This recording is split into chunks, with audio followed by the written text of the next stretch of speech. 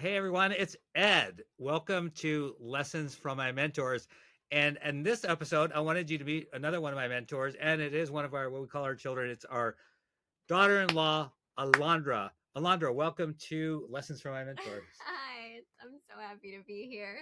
Alondra's awesome. If you've followed me for any sort of time, you've seen her in some of my blogs. You've seen me talk about her in some previous posts. And in fact, Alondra, you were already a guest one time along with some of our other family. And you guys were talking Yeah. about all the different things that you do with tech and design. With So, Bonnie. yeah, with Bonnie. So, this is like old school for you. But I've talked a lot about how I really look to mentors from generations younger. So oftentimes when we think about mentors, we always look at like older people, which is fine and good to do.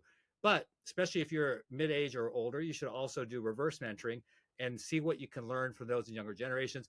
And Alondra, you've been a huge influence in my life. So thanks for being Oh, part. likewise, Yeah. Dad. We have this great we have a great family. That's all I can tell. Everyone is so awesome to be with. So Alondra, tell us a little bit of what you do because you're a what we would call an influencer. So tell us a little bit about what that What means that and yeah. encompasses. Yeah. So I'm a content creator slash influencer. My main platform is Instagram, and you can find me at the Alondra Flores. Been trying to figure out TikTok. I'm getting there. But basically, what I do is influence seems so all encompassing. But what it really is you try to build a community of people that are kind of in your same niche. I am very, very like super feminine clothing. As you can see, I love pink.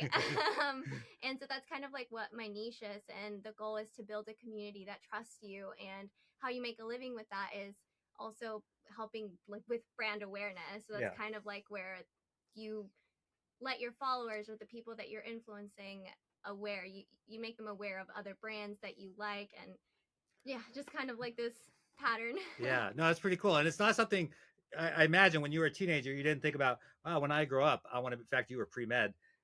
You thought Yeah. about, you thought about, you didn't think about, oh, I'm going to become an influencer, but it just kind of happened. So can you tell us a little bit about that journey, how that happened? Yeah, so I'm an immigrant, and that kind of growing up in like a very traditional household where you had to kind of be somebody, and in order to be somebody, it was either you're a doctor, a lawyer, or kind of like that. So I kind of grew up with that mentality, and in high school I graduated early, got in right to a college. Um, that was a big ordeal, but then it just wasn't very fulfilling, and I felt like I was living more so for my family, for my parents. And I've always been a creative since I was younger. I love throwing my own little like fashion shows. And long story short, basically, I ended up dropping out of college to pursue photography at the time because I was behind the camera before I was in front of it. And then I was becoming pretty successful with that, and then the pandemic hit, and you couldn't be around anybody. And I'm like, wow, okay, what do I do with my time now? And I kind of always like doing influencing, or just taking pictures and posting them online and showing the way that I styled certain things. And so I kind of started growing my following just organically when the pandemic hit. I mean, because we had all the time in the world. And then I was lucky enough that things kind of took off from there.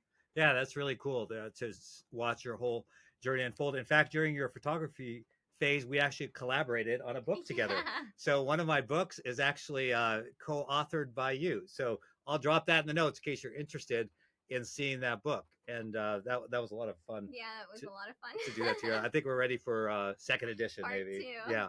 So that's really cool. What's one thing, or maybe two things that come to mind, Alondra, when you think about sort of brand building, and maybe anything pieces of advice for anyone who might want to become an influencer, or just general advice like the things that I learned from you, like what it means to sort of put yourself out there and be your authentic self. Yeah, I mean, really, that's kind of all encompassing. I guess the biggest thing really is you have to start somewhere, and the fear of failure holds so many people back. Yeah. And I feel like this is with just really much anything, specifically with content creating. It's all about just putting yourself out there. And if you're afraid of embarrassing yourself, if you're afraid, if you get too in your head about like just fearing that you're gonna fail, you're never gonna start. Yeah. And so that's kind of like my thing is like you just have to start. You're not going to be good at it at first. You're probably going to be really bad. I was really bad at it, but that's how you learn and that's how you grow.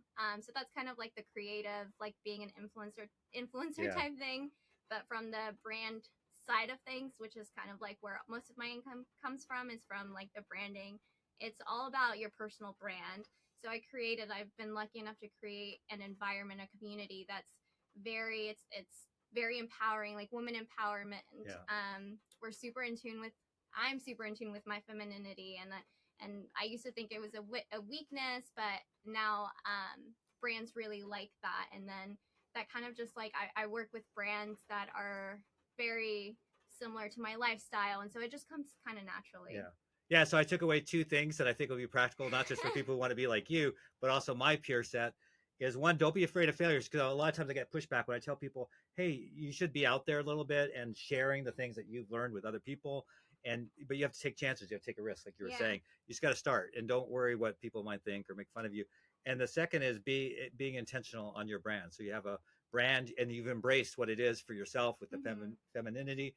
And so whatever it is for you, whether it's like cloud transformation or cybersecurity or digital transformation, you should embrace that and be out there with that brand and just reinforcing that brand, doing the things that you do.